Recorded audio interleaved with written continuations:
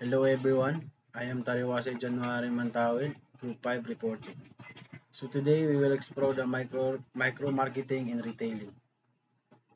So paano ba ginagamit ng business ang data para mas ma-precise ang pag-target ng customers at ma-personalize na messaging, lalo na sa context at organized retail sa India. So micro marketing in retailing, thematic marketing and tactical marketing. Thematic marketing is what the store stands for, and tactical marketing efforts to convert browsers into buyers. Buying process. Choose the store and choose the brand.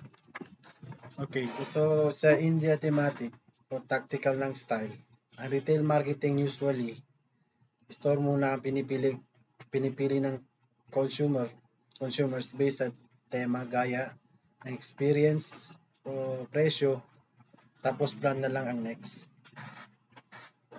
na tinitignan. So, thematic positioning examples. Shopper Stop Experience Platform and Subiksha, less than MRP South India. Pantaloons and pantaloons, family cultures and value, bata, quality footwear at affordable prices.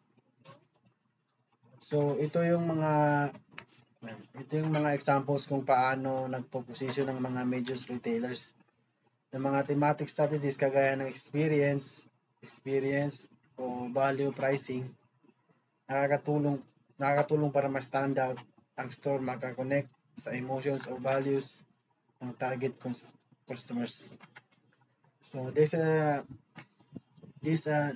example how major retailers position themselves. Halimbawa sa India may mga stores na may tema kagaya ng everyday low prices, parang pure gold sa atin, known as nasa iyo ang panalo. Para ma-attract ang value conscious shoppers, may iba naman na nakafocus sa experience, parang KCC Mall of Cotabato. Dito na social ang vibe, parang high-end customers. So, direct marketing communication. Types of direct marketing. Direct mail, catalogs and mail order, telemarketing, electronic retailing.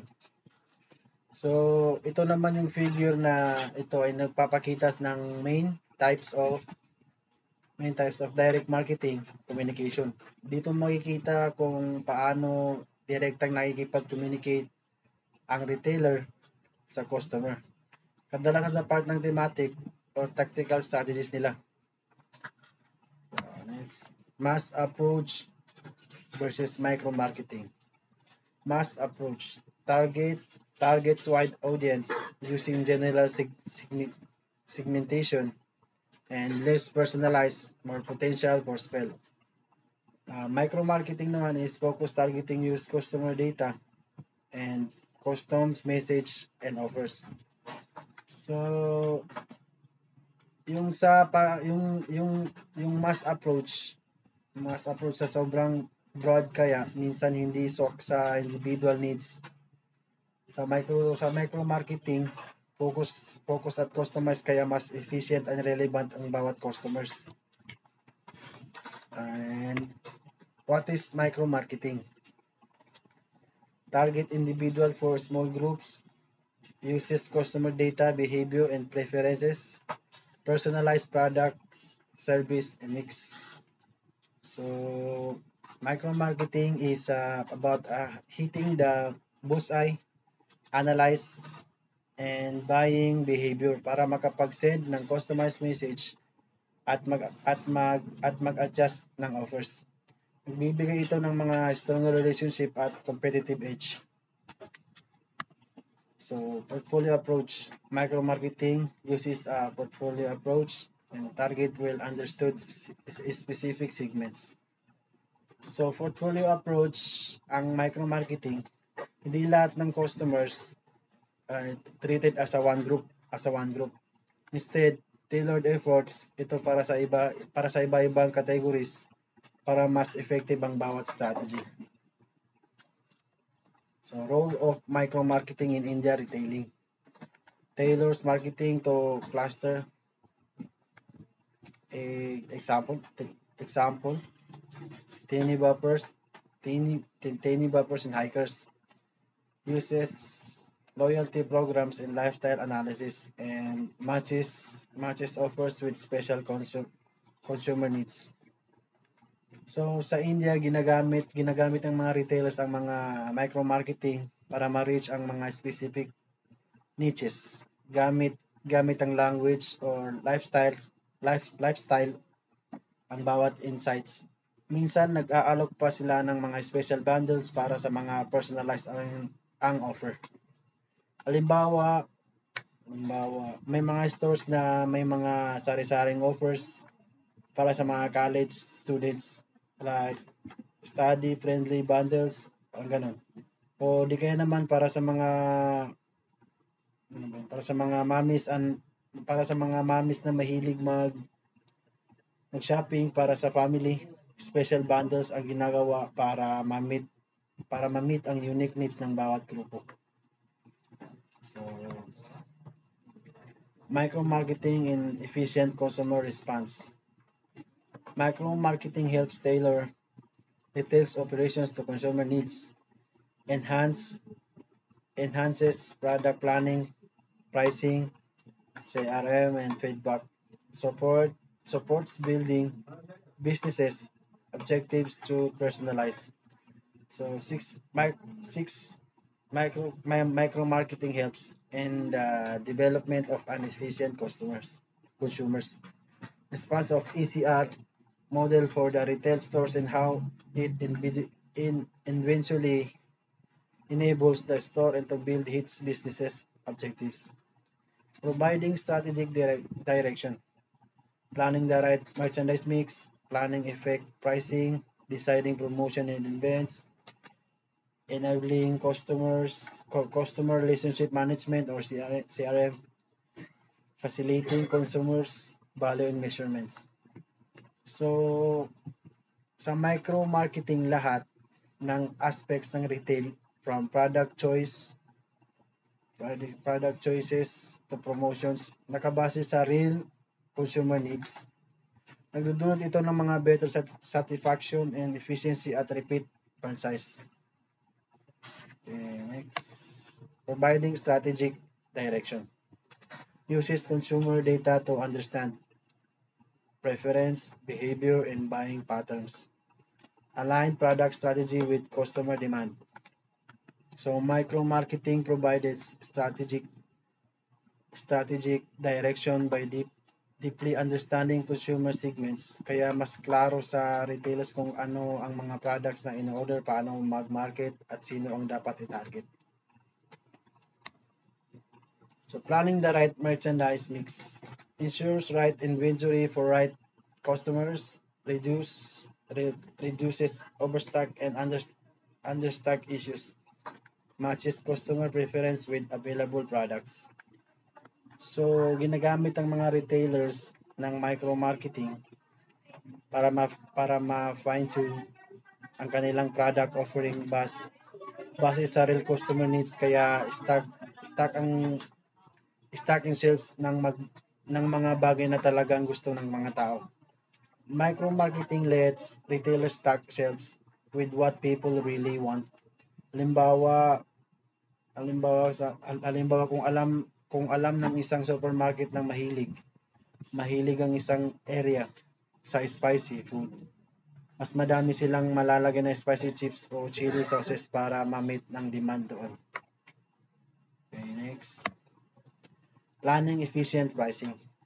Prices are aligned with customer value perfection, balances affordability and profitability, and data-driven pricing decisions. Nakakatulong ng micro-marketing para maayos ang pricing na na-identify kung magkano ang willing na ibayad ng mga ibang customer groups. Balance ito ng mga value ng for shoppers at kita for retailers. So, deciding promotion and events. Promotion are targeted, timely, and relevant. Events was stage of marketing spend and aligned with category objects. So, tinutulungan ng micro-marketing ang retailers para sa mga promote at ang tamang offer sa mga tao ay hindi sayang ang budget sa broad promotions na walang dating. Micro-marketing helps retailers promote the right offers to the right people. Imbes na magpadala ng promo, email sa lahat ng magpapadala, magpapadala lang nila ng mga customers na mahilig na mag-shopping online o maghanap ng discounts. Enabling Customer Relationship Management or CRM, also known as CRM. Collects customer data through loyalty programs and interactions, builds long-term relationship and support personalized communication. So, ang CRM na provided by micro-marketing nakakatulong para ma-personalize ang message, ma-reward ang loyal customers at ma-build ang brand trust over time. Facilitating consumer value of measurement. Uses customers' feedback to assess offer effectiveness, allows to continuous improve, ensures customer delight and repeat purchases. So, micro-marketing makakatulong ng mag-measure kung paano nakikita ng customer ang value. Gamit ang feedback, maayos ang issue at ma-improve ang future campaigns or pricing. Digital marketing in retail. Uses digital channels like SMS, MMS, and apps, website, streaming, or etc. Push strategy attract customers to engage, and push strategy send proactive message via SMS or email. So, digital marketing gumagana gamit ang maraming digital touchpoints para ma-reach ang customer. So, pinagsasabay ang mga pull approach gamit ang engaging content at push approach para sa promotion. Social media marketing focuses on campaign via Facebook, Instagram, or Twitter. Examples: J.Crew Instagram exclusive offers or Facebook check-ins for and store promos. Track performance via Google Analytics. Social media marketing ay interactive at real-time. Brands pwede agad ma-reach ng audience, mag-create ng buzz at mag-measure ng campaigns gamit ang tools tulad ng Google Analytics. Sa social media marketing real-time, ang interaction halimbawa ng nag-post ng buy one get one coffee sa Facebook tapos within minutes may nag-comment na available po ba ang branch namin. Agad mo rin masasagot para mainggit sila at mag-convert sa sale. Email, SMS or CEO marketing. Email and SMS marketing, personalized promotions sent to loyal customers. Search engine optimization or CEO, use keywords or strategies to improve online visibility. So, ginagamit ng retailers ang direct digital communication at search strategies para ma-attract ang mga retain ng para ma-attract at ma-retain ang mga customers based sa behavior nila. So, advertising in retailing includes POS advertising, sales promotion, publicity, and personal selling.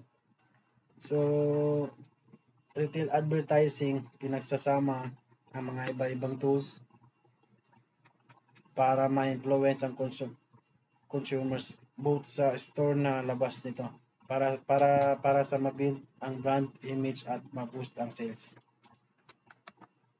So types of retail advertising details. POS advertising used in a store, material on poster display, sales promotion, name display, chef brokers, publicity, unpaid media exposure like news, personal selling, staff actively promotion and assist in store.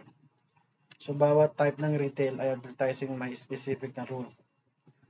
POS at promotions para sa store mismo, habang publicity at personal selling nagbibuild ng trust at nagka-close ng sales.